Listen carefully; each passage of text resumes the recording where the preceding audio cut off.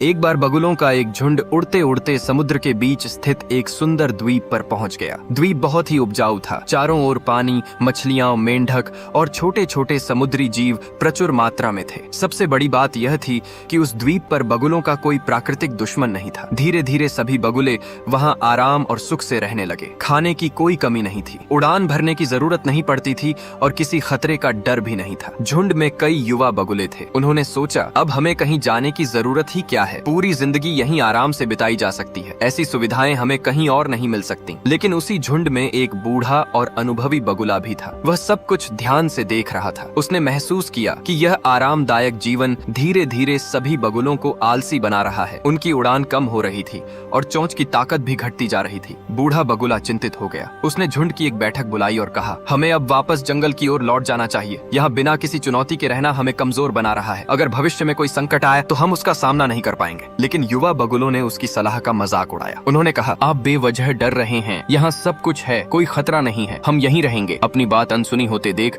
बूढ़ा बगुला अकेला ही जंगल लौट गया। कुछ महीनों बाद वह दोबारा उस द्वीप पर आया। जो दृश्य उसने देखा, उसे देखकर वह हैरान रह गया। द्वीप पर कई बगुले मरे पड़े थे, कई घायल थे, कई के पंख टूटे हुए थे। चारों ओर भय और सन्नाटा फैला हुआ था। उसने एक घायल बगुले से पूछा, यहाँ क्या हुआ? घायल बगुले ने कमजोर आवाज में जवाब दिया, आपके जाने के बाद हम आराम में ही पड़े रहे। तभी एक दिन अचानक एक जहाज आया और इस द्वीप पर तेंदुए छोड़ दिए गए। शुरुआत में हमें लगा कोई खतरा नहीं है, लेकिन जल्द ही हमें एहसास हुआ कि हम उड़ना लगभग भूल चुके थे। हमारे पंजे और चोंच कमजोर हो चुके थे। हम न तो हमला कर सके, न ही अपनी रक्षा, और तेंदुओं ने हमें एक एक करके मारना शुरू कर दिया। यह आपकी सलाह न मानने का नतीजा है। बूढ़ा बगुला यह सुनकर चुप हो गया। इस कहानी से यह सीख मिलती है कि लगातार आराम और सुविधाओं में रहने से इंसान या जीव धीरे धीरे अपनी क्षमताएं खो देता है। चुनौतियां ही हमें मजबूत बनाती हैं। जो लोग मुश्किलों से भागते हैं वही सबसे पहले मुश्किलों में टूट जाते हैं।